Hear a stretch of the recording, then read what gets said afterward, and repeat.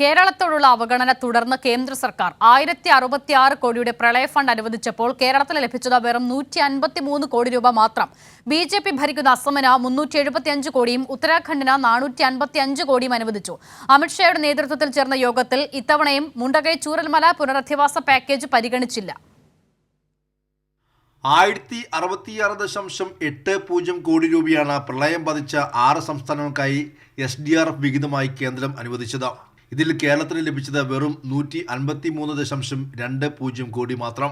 BJP ഭരിക്കുന്ന സംസ്ഥാനങ്ങളായ അസമിന് 375.60 കോടിയും ഉത്തരാഖണ്ഡിന് 455.60 കോടിയും മണിപ്പൂരിന് 29 കോടി 20 ലക്ഷവും മേഘാലയയ്ക്ക് 30 കോടി 40 ലക്ഷവും മിസോറാമിന് 22 കോടി 80 ലക്ഷവും അനുവദിച്ചു.